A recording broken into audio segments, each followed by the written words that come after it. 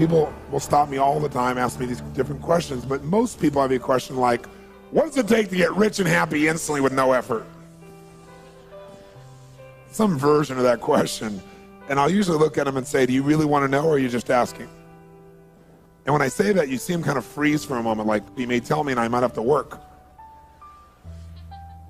But I really want to tell you what I really believe it takes to be rich and happy. Now, most people think rich is just money. But I know a lot of people have a lot of money and they're broke. And I know a lot of people have a lot of money and they're very rich. That richness is a sense of fulfillment. See, a lot of people have, quote, succeeded supposedly on the outside, but they're not fulfilled. And I'm here to tell you that success without fulfillment is failure. So how do you make sure you're really fulfilled? I mean, because it seems such an elusive thing for most people. Most people, they think, okay, if I succeed, then I'll be fulfilled. And they succeed and they're still not fulfilled. Or finally, if I have a kid, then I'll be fulfilled. And they have the child, and it's great for a while, and they're still not fulfilled. People are always looking for something more. And I will say to you that there's only two things that will give you fulfillment long term. We may talk more about this tomorrow in more depth, but we all have 6 needs that must be met.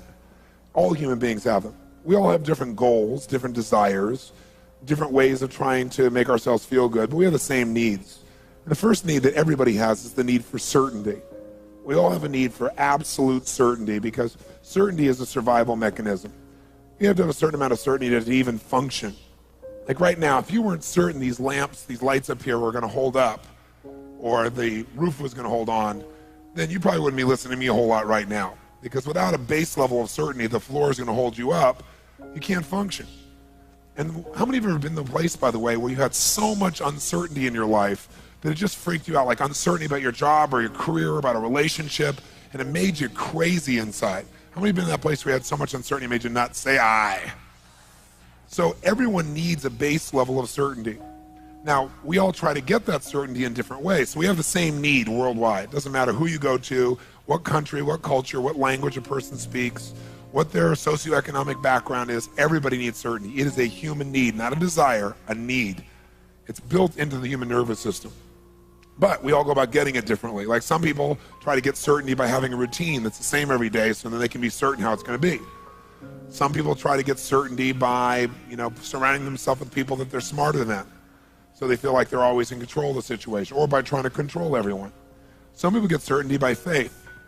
There's no certainty, so they get it by having trust that they're guided. Everyone has different ways. Some people get certainty that they can be comfortable. That's the basic level of certainty, so you can avoid pain and you can have some pleasure. Base certainty is just that certain you can be comfortable. Most people get that by smoking or drinking or something like that. So everyone's going to find a way to meet their need. You've already found ways to get a certain amount of certainty in your life, or you wouldn't be listening to me right now. But the question is the way you're doing it, the way you're getting the need met, is it empowering you or disempowering you, or is it kind of neutral? If you're using drugs or alcohol to get certainty you can be comfortable, it obviously has many, many negative side effects. If you're using faith, it's a different one. If you're using your sense of identity, like, boy, I'm certain, not because everything around me is perfect, but I'm certain because I've always found a way. So my identity is I find a way, and that gives me certainty. So some ways will empower you. So now here's the interesting thing, though. When you get absolutely, totally certain about something, you know what's going to happen, when it's going to happen, how it's going to happen. Let's say in a relationship. You know what's going to happen, what they're going to say, when they're going to say it, how they're going to say it, what's going to occur. When you finally have this ultimate goal of certainty, this need, where you really feel like you're satiating it, you're fully meeting it, then what happens? You feel what? Bored. Right? So all of a sudden this thing you wanted so bad, and this is funny because people go out and they work so hard to get what they want, then they get it and they're unhappy because now they're bored. It's like most people think the secret to life is make enough money so you'll never have to work again. And the truth of the matter is, if you spend any time with people who have achieved that, you'll find that they're miserable. And they usually start another business or do something else because that is not the secret to life. Because they get bored out of their mind and want to pull their hair out because everyone needs to grow and to be stimulated. So while we want certainty, when we get absolute certainty, we go nuts. And that's because God has a sense of humor and gave us a second need, the need for uncertainty, just to really screw you up a good, right? Just to see if you were paying attention. We have a need for certainty, but we simultaneously have a need for uncertainty. We have a need for variety. We have a need for surprise. We have a need to have things that we're not expecting happening. It creates excitement for us. That's what adventure is. If you know what's going to happen, when it's going to happen, how it's going to happen, it feels good for a while, then you're bored. You got to have surprises in your life. You got to have those things that make you grow. When you know what it is, it doesn't require growth. You can predict it. But when you're not sure, now you have to grow to deal with the uncertainty. And that growth is what makes us feel happy as human beings inside. Now, you can get variety by doing drugs also. Change your state. You can get variety by going to a movie. You know, why do people go to movies?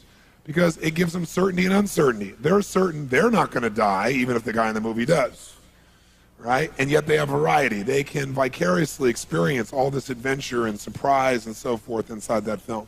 How many of you have ever rented a video of a movie you've already seen? Have you ever done this? Say aye. Now, why rent a movie you've already seen? Answer, because you're certain it's good and you're hoping you forgot enough that there'll be some variety, right? So these two are a paradox, aren't they? They seem to be antithesis of one another, and yet, as a human being, we need to have both of them to really feel good. The third and fourth human needs that all people have are number three is the need for significance. Need for a feeling like your life is significant, it's important, it's unique in some way, it's special, that your life has some kind of purpose. So we all have the need to feel significant, unique, to feel like our life has some kind of meaning. And what's interesting is, how do you go about it? You know, you can go about it by tearing everybody else down. I'm great because you're horrible. You know, there's two ways to have the tallest building in town. One is tear down everybody else's building. Right? That's what some people do. Other is work harder and build a better building. Right? Work like crazy. When everyone else takes lunch, you go for it. So what a lot of people do is to feel significant is they tear other people down, because then they can feel important. Like if you're moving backwards, I must be moving forward. There's an illusion there. Or you can get significance through violence. Why has violence lasted so long in humanity? Because it meets most of our needs in a very negative way, but it meets it. Listen, I have no education, no background. I live in the hood. I pull out a gun, stick it to your head. Suddenly I am significant. I didn't need education. I didn't need background. I didn't need to create any rapport with you. We have rapport, all right? You're going to respond to me now. I'm significant, and I'm certain that I'm in control of the situation, and I got some variety because this is a unique situation where anything could happen. Meets three of my needs. Violence has been around in humanity's experience forever because it is a way to meet needs. A derogatory way, but it works. And since it works and doesn't require much effort, especially now with the tools of violence, where if you and I had a fight before and I had to punch it out with you, there was some consequence. But now with a high-powered rifle or something that can shoot off 100 shots in about a minute from a distance, I can be a coward and I can still feel significant. I can do whatever I want. There's no consequence to me. You can also do it in neutral ways. You can do it by, you know, dressing really uniquely, right? Like you have a unique style that makes you feel unique and significant.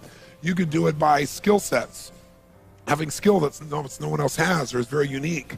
You can do it by buying more toys. You have nicer cars or homes or something like that. You could do it by getting more PhDs, more degrees, more results that you know. You have that thing next to your name, so you're significant. Every one of us finds a way, right? Because we have to feel significant. Everybody needs this. The only question is how. Some people do it by saying, I am a Christian, or I am a Jew, or I'm a whatever, and I'm more unique than you. And then religions fight about who really knows the name of God and kill each other in the name of God. It's an interesting process that sometimes happens. It's happened in most major religions of the world. Because people are basically fighting over who's more significant to the Creator. Interesting thought process human beings have. Now, the interesting thing is to be significant, you can do it in neutral ways, positive ways. You can do it by having more compassion and giving more than anybody else. If you give so much, sure enough, if you know you're willing to give more and you're more honest and more real, that makes you feel unique, makes you feel special, and that doesn't have any downside, it only has upside. So you got to figure out, you're going to find a way to be unique. The question is, do you do it through cars and homes? Do you do it through achieving? Do you do it by the kind of love that you share? Do you do it by, you know, doing something with people that makes them feel like you're superior? What do you do? But you do something. You do many things to feel significant. But the problem is, to feel significant, to feel unique, you have to be different than everyone, and that, of course, violates the fourth human need, because God does have a sense of humor. And the fourth human need is the need for connection and love. So while you're busy trying to be unique, and I have so many clients, super achievers in the culture, you know, actors, actresses, business people at the top, athletes, who their whole life they wanted to be unique, and then they got this total uniqueness, and now they have no connection because they feel like everybody's trying to get something from them now. They don't really feel the love and connection they wanted, which is the fourth need. Because to be unique and different, I have to be apart from you. This happens in people's intimate relationships all the time as well. Someone says, oh my God, I really want to be at one with this person. And then they start feeling at one with a person, and they love it for a while, and they go, oh, wait a second. I feel like totally loved and connected, but who am I? How am I unique in this world? I'm losing my identity. And then they freak out and pull back from the relationship. Because what they're trying to do is meet two needs simultaneously. You can get connection by being sick, and then everyone will come and pay attention to you. You can do it by creating problems. If you don't give a kid attention for doing something good, they'll do something bad to feel that you really care and you love them, to get your attention. And by the way, all adults are big kids. They do the same thing. Same thing as a child does. Sometimes a little bit more dramatic, sometimes a bit more painful, but the same things that kids do. Because basically most people are still 5 years old emotionally. So we respond the same way. Most of us are not directing. We have this great facade, but inside we're this little kid. So now here you are in this situation where you want connection. What else can you do? Well, you can have connection by just loving people. You can have connection by way of being in nature, or connection to God through prayer. Or you can have connection by looking at a piece of art and feeling this sense of inspiration. You can have it through meditation. You can have it by making love, and you feel this total connection. You can have it through a pet. There's so many ways to get it. You're going to find a way. The only question is, on a scale from 0 to 10, where 0 is none and 10 is totally fulfilled, where are you? Most people find ways that really don't fulfill them totally to bring them up to a 4 or 5. So they're in no man's land. They're not really happy, but they're not unhappy enough to do anything to change it or make it better. And then if you meet these first four, if you meet the need for certainty and uncertainty, called variety, and significance, and connection, you'll find a way to meet those. Those are called the fundamental needs. But you will not be rich, happy, fulfilled, really fulfilled, unless you meet the last two, and very few people meet the last two. These are the two that are the real secret. And that is, number 5 is you must grow. You must grow. And number 6 is you must contribute beyond yourself in a meaningful way. See, you can get certainty by controlling everybody. You can get variety by doing drugs. You can get significance by tearing other people down. You have connection by having a problem all the time that people have to fix. And so they pay attention and you feel loved by that. None of those make you a better person. The only way you're going to be fulfilled is if you pick a different set of vehicles. And those vehicles, or those ways of meeting your needs, must cause you to grow. Because no matter how much you earn, how many people think you're great, or what's wonderful in your life, if you don't feel like you're growing, you'll feel like you're dying inside. And anybody you've ever seen who has committed suicide, you thought, how could they do that? I mean, they had the world by the tail because they didn't feel like they're growing. And or, even if they were contributing, they didn't feel like their life had any meaning, that they were contributing beyond themselves. I bring this to your attention because I've seen so many people develop such great skills and still be unhappy. So if these are the 6 needs, you got to decide how you're going to play this game. And there's certain beliefs you have that make you do things a certain way. And they may not be serving you, but you keep doing it because it meets some of your needs. It's like, for example, anything a human being does, remember I said they have a reason. So if you smoke cigarettes, even though you know it's terrible, you do it because it meets some of your needs. Maybe initially you did it to be significant or to feel connected to some friends. Or maybe you're so stressed, you're certain when you smoke, you can relax. So now we stop you from smoking, well, you're gonna go for something else because you gotta still feel that comfort, or you gotta still feel significant. So unless we understand what our brain is doing, most of us in life have no idea how to win the game of life. We don't know what the target of the game is. We don't know the goal. And so it's pretty hard to win a game when you don't know what the goal is.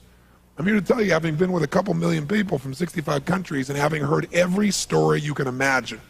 I've dealt with people with 152 personalities who started splitting in the middle of a seminar while Diane Sawyer was actually covering a businessman sitting next to this woman, and she split in 152 personalities, been in therapy for 30 years, and integrated her in 40 minutes on the spot. And Diane ended up saying it's a miracle, and saying, but it can't last. So they waited a year to do the story and followed her for a year, and she never broke down again. So I've dealt with that, to people with 152 personalities, to people with like no personality who have a bigger problem, right? Okay, a much bigger problem, right? I've dealt with, the kid in the South Bronx addicted to crack cocaine, and I've dealt with the top CEOs in Hollywood addicted to cocaine. I mean, I've seen it all. And there's nothing I haven't seen. I've seen people physically abused, emotionally abused. I've seen everything you can imagine to see. You don't have to be bright to see there are patterns. And all these patterns are just trying to meet these same 6 needs. And most people don't know what they're after, so it's kind of hard to get your outcome when you don't know what it is. So what I want to talk to you about for a few minutes here is those last 2 called growth and contribution. Because those are the ticket to freedom. And then we'll go through some fun skills, but I want you to think about your philosophy of life. Because while it's great to have these tools, you need both philosophy and skill to make your life work.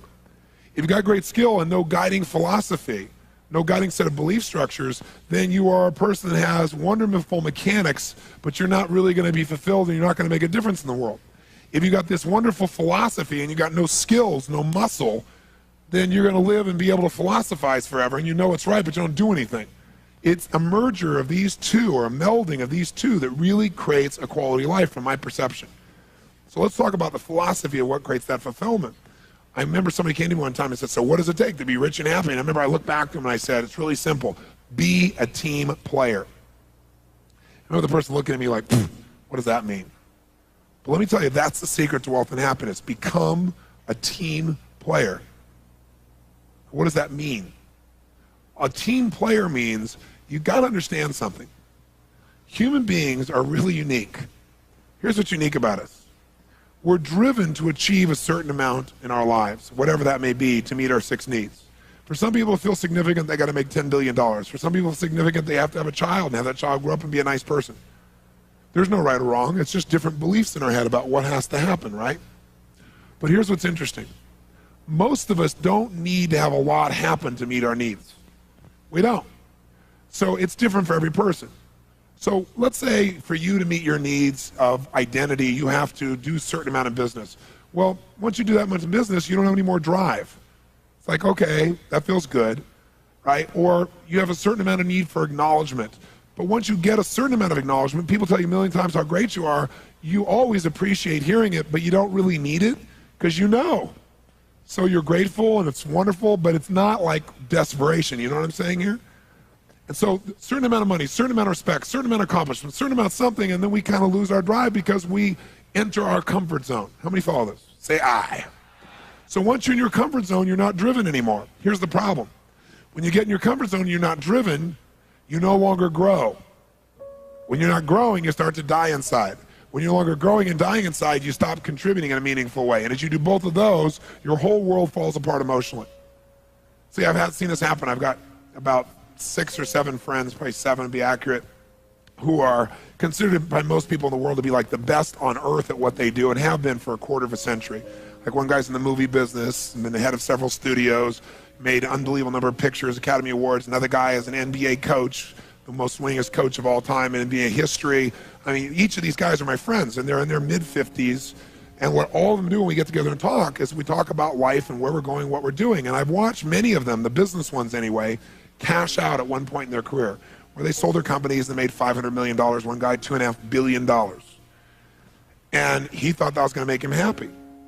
And I remember for the first 3 or 4 months, he was really happy. He partied, it was fun, it was great. But then all of a sudden he got more and more crazy. And then all of a sudden he started overeating and drinking. And all those things are is a symptom for the fact that you're not fulfilled. So now you're going for the cheap quickie to try and make yourself feel good because you really aren't growing, you're not contributing. And every one of them has gone back into some venture that made them have to grow, because when they had their business, they had to take on the challenges, they had to take on the effort, they had to grow, and they felt like they were contributing something meaningful. And that's when they're happiest. So having said that, if we all can get comfortable at a certain spot, then what's the secret to make sure we're always growing and contributing? And the answer is become a team player, which means this. People will do more for others they care about than they'll ever do for themselves. And that's a critical distinction to have about human beings. People will do much more for others they care about than they'll ever do for themselves. Now, for some people, that's God. For some people, that's their kids. For some people, that's their friends. But we'll all do more for something people we really care about than anyone else, than ourselves. And so if you really want to be happy, you got to grow and got to contribute. How many buy that? Say I. So if you buy that, you got to have a reason to constantly grow, because you're going to get comfortable pretty easily. The only way to do that is have these people you care so much for that you feel compelled to constantly contribute more and to grow in order to be able to do that.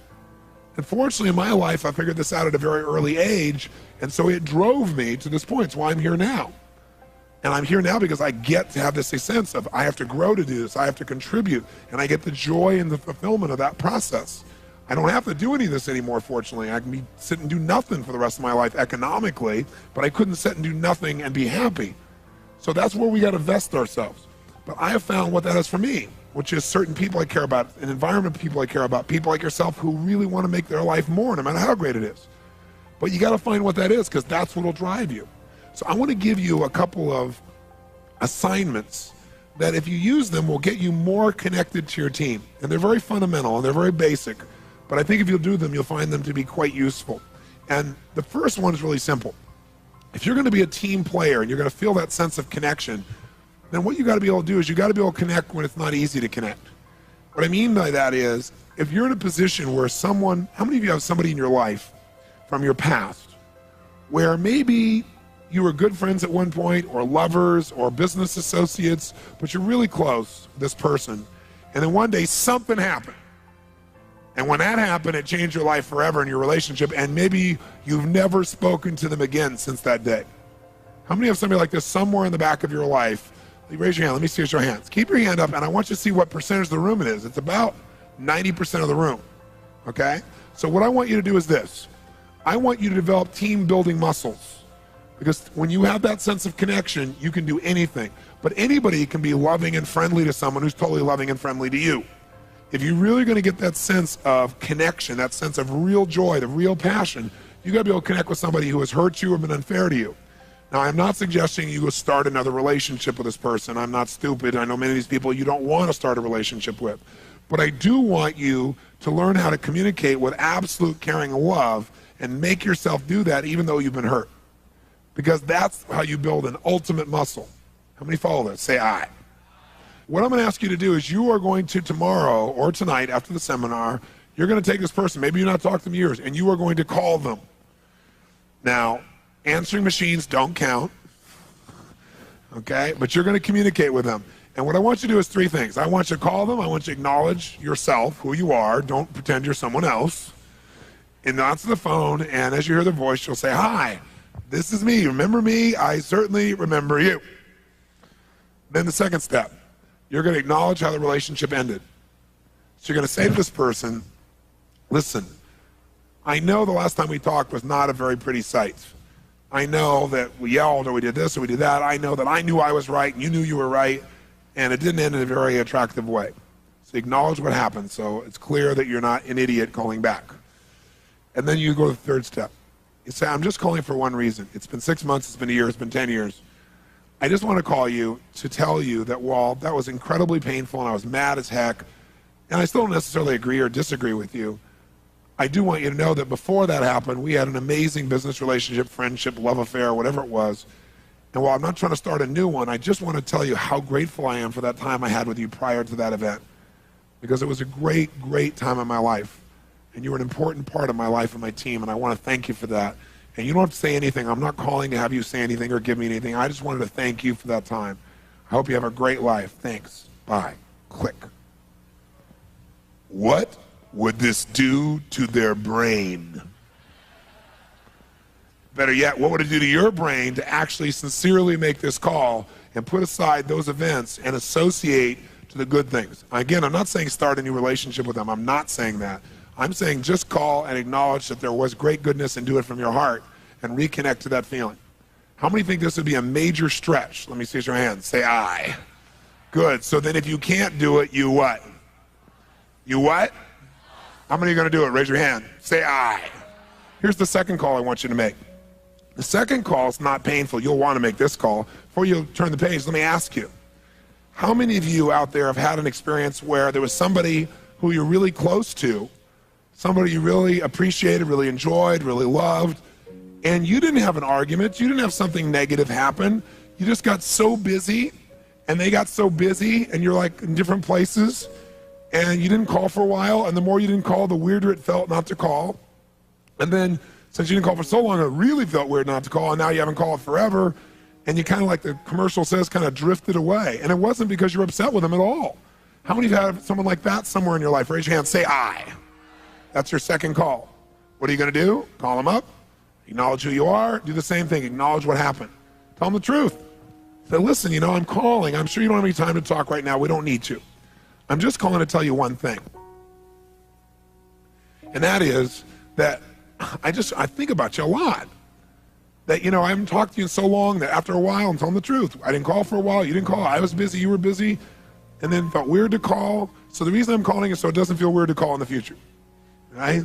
I'm just calling to tell you I love you. And I'm so thrilled that you're part of my team. And even if we don't talk for 2 years, I always care about you. And if you ever want to talk, I'm always here. I know you probably don't have any time, so I just want to say thanks. Have a nice night. No, that person I guarantee will stop you. I say, oh, no, I'm so glad you called. And what it'll do is it'll take a part of your life, like one thing you can finally put behind you, this thing you can put back in front of you, and reconnect with it. And I think you're going to find that it'll have a really wonderful processional effect. Like, when you drop the rock in the water, it doesn't stop there when it hits the water. It has this neat little wave effect on your life. Same thing happens when you reconnect with someone you really consider to be a friend. It has an impact on things that you normally wouldn't measure in that area. How many want to make this call also? Say I. And here's the third assignment. The third assignment in team building is I want you to make a list of all the key team members of your life. And what I mean by that is anyone you consider to be part of your team. Team can be intimate loved ones. It can be family or friends. Team can be those people you work with who you really, really care about. But I'm talking about your close inner team of people. The people that you care about. The people who have their feelings about you as influence over you. The people that you would be driven to give to and to serve, and therefore would need to grow and contribute in some way. And what I'm going to ask you to do is I want you to write next to each person's name some unique way you're going to let them know you care about them in the next 30 to 45 days. Some unique way. Because what we all assume is that everybody knows we love them, but we don't. People don't. They forget. Or if they haven't experienced it in a certain way, they don't know. So I want you to do it in a unique way. Because again, people do weird things.